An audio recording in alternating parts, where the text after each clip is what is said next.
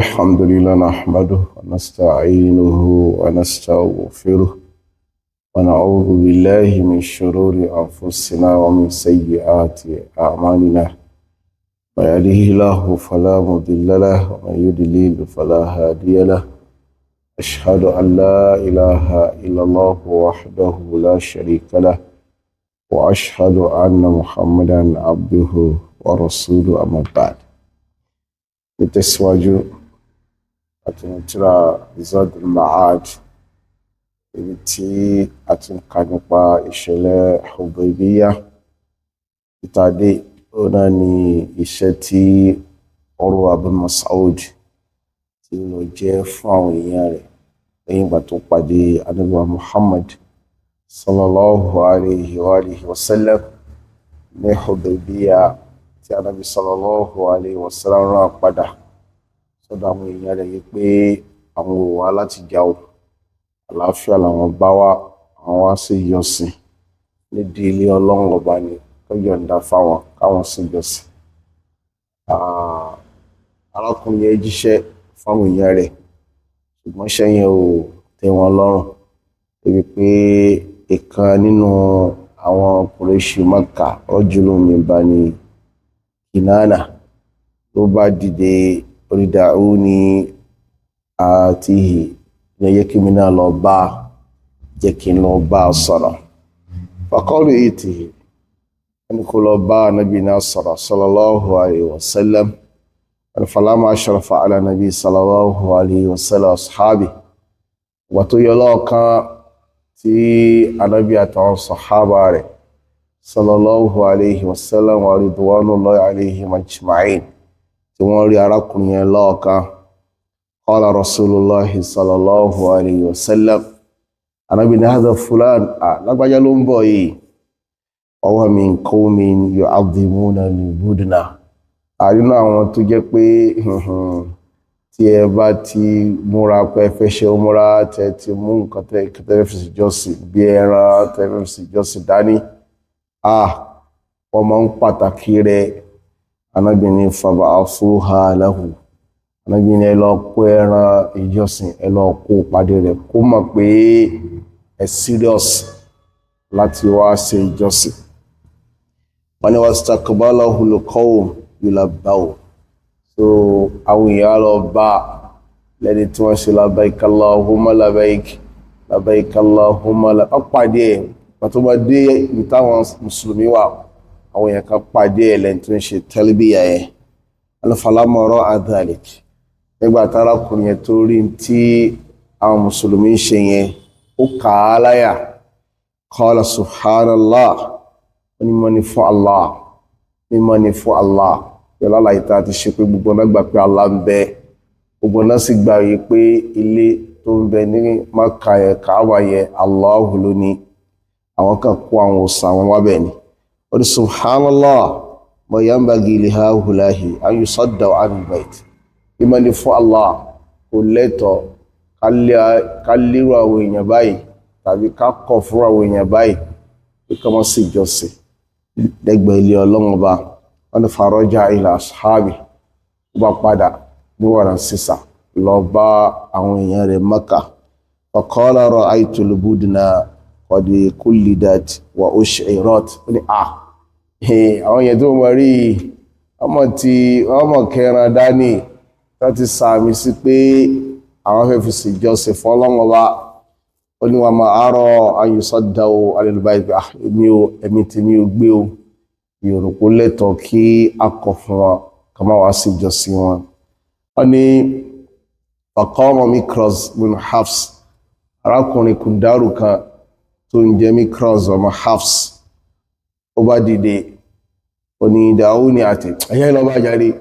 èmi máa bá sọ̀rọ̀ kò sí tó jọ alákọ̀ọ́kọ́ lọ ọ̀tọ̀ ni tó mú wá ẹlẹ́ẹ̀kejì lọ ọ̀tọ̀ ni tó sọ máa lọ bá jáde ọ̀kọ́lù ètè wọ́n ní lọ bá falamma ashrafa alayhim ìgbà tó náà yọ lọ́ọ̀kan táwọn mùsùlùmí ń wò ó lọ́ọ̀kan qala nabiyyu sallallahu alayhi wa sallam Ànábì ní hada Mikraz bin Hafs Mikraz ló ń bọ̀ yìí o ọmọ Hafs ọwọ́ rajulun fajir kò kí ẹ̀dá ni òkè ẹ̀dá ni atúlọ́mbẹ̀ yẹ Ànábì wa Muhammad sallallahu alaihi wasallam ó máa wèèyàn rẹ̀ dáadáa Ànábì máa àwọn ará Mọ́kà dáadáa torí pé àárín wọn ló dàgbà sí ó mọ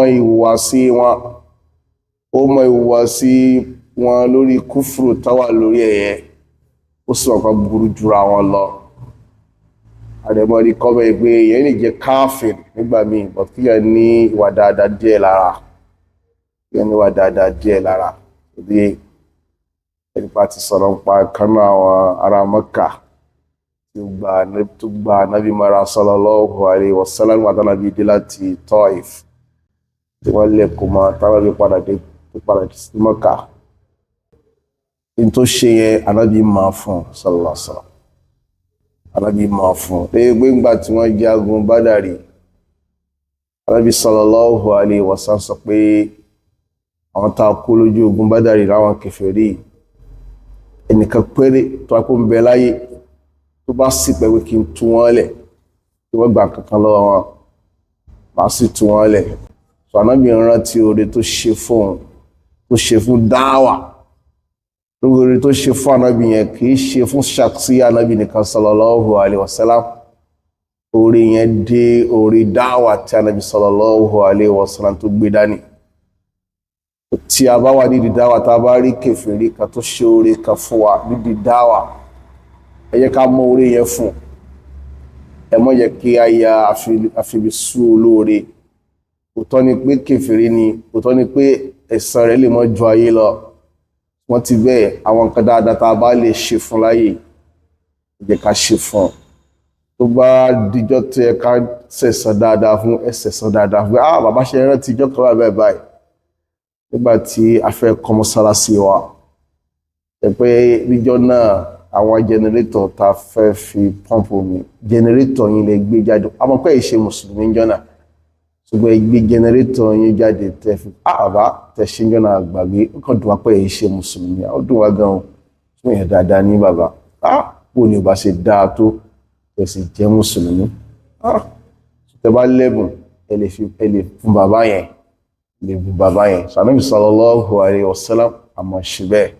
sallallahu alaihi wa alihi wasallam Ànábì ò kí tírìtì àwọn kèfèrí yẹn bákan náà wọ́n tírìtì wọn lórí wọ́n bá ṣe burú sí ni wọ́n tírìtì wọn lórí wọ́n bá ṣe burú sí tó jẹ́ pé àwọn kèfèrí ayé lónìí wọ́n burú jura wọn lọ pápẹ̀rẹ̀ lè fi àwọn kèfèrí Spain orí president Spain nìsín lè fi wé Netanyahu àti Donald Trump sọ ti yé àwọn Netanyahu àti Donald Trump yẹn àwọn ya wèrè ju àwọn ará Spain lọ kódà Prime Minister UK ó tún sẹ́pẹ́rẹ́ wọ́n sì kí ni àwọn ètò sẹ́pẹ́rẹ́ lè fi òun wé Prime Minister Germany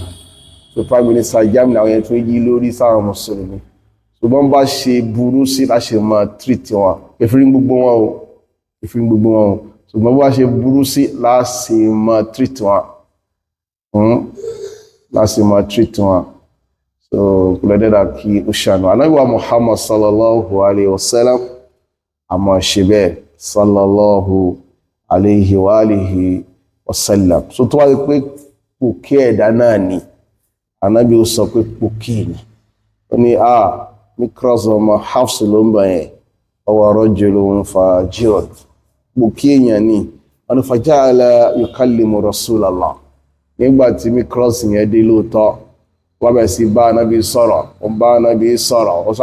ó ń fẹ̀tò ó ń sáàfọ́ gbáyà kò sá gbà ọ̀nà fabayna huwa yukallimuhu wọ́n sọ̀rọ̀ yẹn lọ wọ́n sọ lọ idh jaa Suhail ibn Amri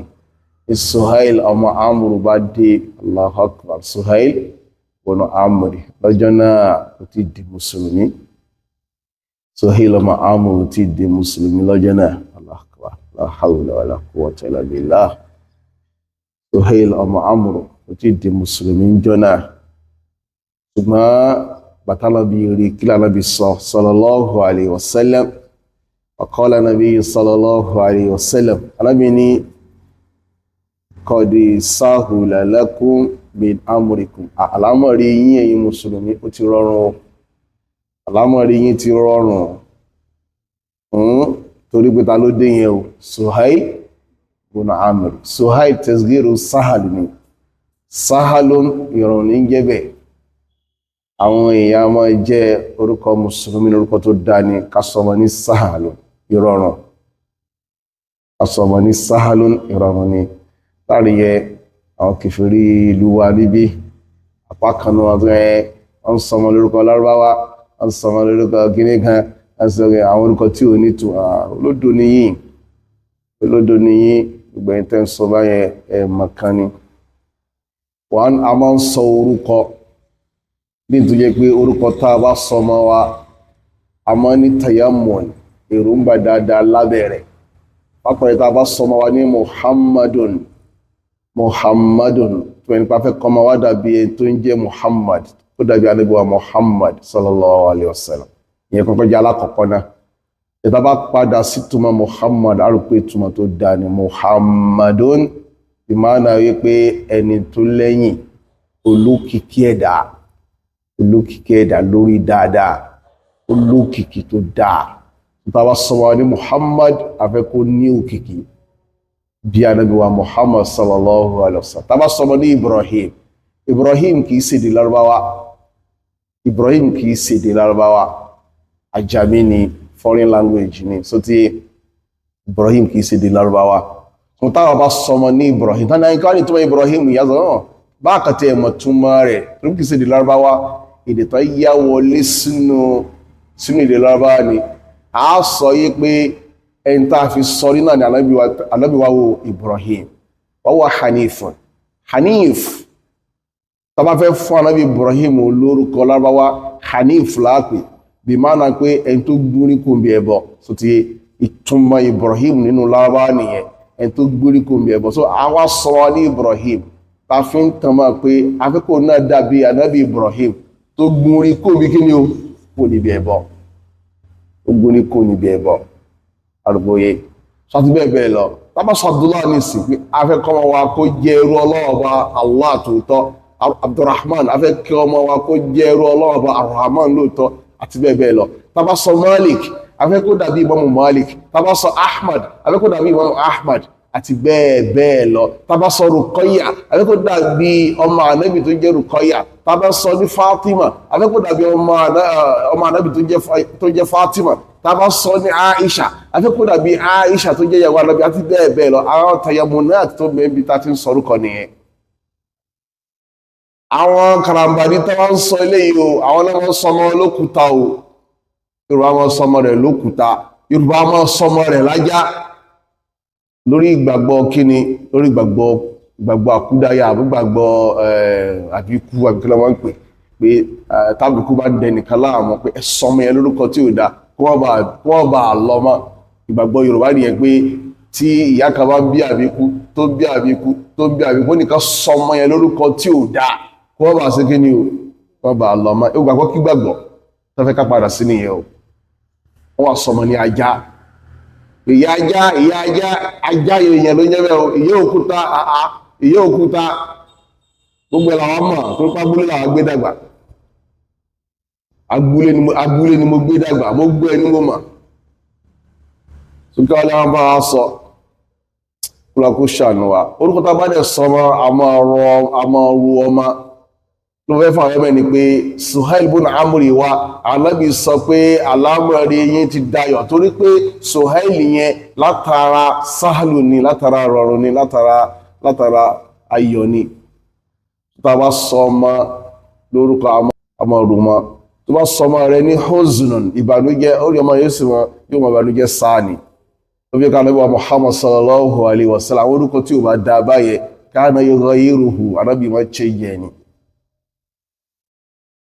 Ànábì máa change ni ẹnìkan jẹ́ Hasan ìbànújẹ́ Ànábì tẹ́ change bẹ̀ Hasan báwọ̀ wọ́n jẹ báyẹ ma ẹnìkan jẹ́ Murra in tó kúrò Ànábì change oníbàálà àtàbír ẹ̀yìn dáadáa ní ọ̀yẹ̀ sí mọ́rù èsì yàn tó kúrò sallallahu alaihi wasallam ààrẹ sọ pé kò dáa ká sọ orúkọ Yorùbá tí ò bá takò tẹ́sìn wá sọ àbímọ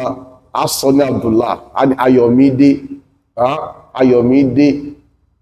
Olúwa ṣeun gbogbo ẹ̀ la máa ń sọ wọ́n láti wọ́n fún lóríkì Àríkẹ́ Àgbékẹ́ gbogbo ẹ̀ la máa ń sọ lọ́wọ́ àgbàgbé àṣà wa àwa mùsùlùmí Yorùbá àgbàgbé àṣà Yorùbá wa ìdí ni pé àwa la máa ń sọ Yorùbá jù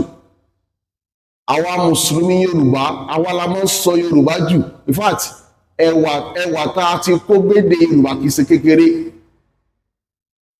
àwọn tí í ṣe mùsùlùmí pàápàá jùlọ àwọn Christians wọ́n kó gbédè Yorùbá wọ́n kó bá a pọ̀ ìdí nìyẹn tó fi jẹ́ yí pé tẹ́ bá wọnú èdè Yorùbá ọ̀pọ̀lọpọ̀ àwọn istilahat terminologies àwọn mùsùlùmí ẹlẹ́bàá ń bẹ kò dẹ̀ ẹ̀dẹ̀ rọ́gbọ́n dá sí kò sí lẹ́sẹ̀ fẹ́ yọkù ń bẹ àlàámọ̀rí látara àmùrù bá látara báàlù àlùbọ́sà látara àlùbọ́sọ̀l lè rí yọ kò sọ pé tẹ́ fẹ́ dá after fẹ́ bèdè yẹn jẹ́ lókù so the Islamic religion Islamic ethics enrich the language foundation of the Yorubas yẹ kẹ́ máa dúpẹ́ fún Islam ni ṣùgbọ́n aláìmoore lọ́pọ̀lọpọ̀ ẹ̀yin oníṣẹ̀ṣe yẹn aláìmoore nìyí moore because many times ni àwọn bàbá yín tẹ́ ń sọ ní wọ́n mọ̀ Islamic civilization tó ti wá sílẹ̀ Yorùbá tipẹ́ àmọ́ rẹ̀ ní agbẹ́gbẹ́ àwọn fún Islam lọ́dún 5 nílẹ̀ Yorùbá ẹgbẹ̀ gọ́pọ̀ ẹ fún Islam lọ́dún 5 nílẹ̀ Yorùbá àwọn bàbá yín ṣe wọ́n ṣe tì ẹ̀yin rẹ̀dẹ̀rẹ̀dẹ̀ lẹ́fẹ́ obliterate Islam nílẹ̀ Yorùbá serious kúlọ̀ akóṣà náà àpamọ́ yíyá síbẹ̀ ilẹ̀ ẹ̀kọ́ kan padà bá rántí àwọn jàtijàti ẹmọ tó máa ń sọ yẹn ó kàn pa mí lẹ́rìn gà àwọn ilé mọ́ gọ́ọ̀pọ̀ wàásù látara wàásù wòlíì ó tó fọ́ ní àwọn tó jẹ́ Christian náà wọ́n náà ṣe ń lò nìyẹn wòlíì látara wàlíyù àdúrà ẹ̀ máa sọ di àdúrà ibi tó ti wá nìyẹn Ọlọ́run kó ṣàánú wa Islam dápọ̀ ẹbá fẹ́ sórí láyé àtàlẹ̀kíyà àbí kó jẹ́ mùsùlùmí àbílówà ó pa wá mọ́ sínú Islam Ànábì sallallahu alayhi wa sallam nígbà tó ní Suhail ọmọ Amr ó ní qad sahula lakum min amrikum alámọ̀rí ti di rọrùn ó ti dáyọ̀ waqala hat nígbà tí sọ ilẹ̀ wá dé kí ló ṣẹlẹ̀ ní ìjókòó yẹn láàrin àwọn mùsùlùmí àti Suhail ọmọ Amr àti ikọ̀ rẹ̀ tí wọ́n wá ilé lẹ́ni táàmà yẹ̀wò ní ìjókòó tó ń bọ̀ insha Allahu ta'ala sallallahu ala nabiyina Muhammadin wa alihi wa sahbatihi ajma'in wassalamu alaikum wa rahmatullahi wa barakatuh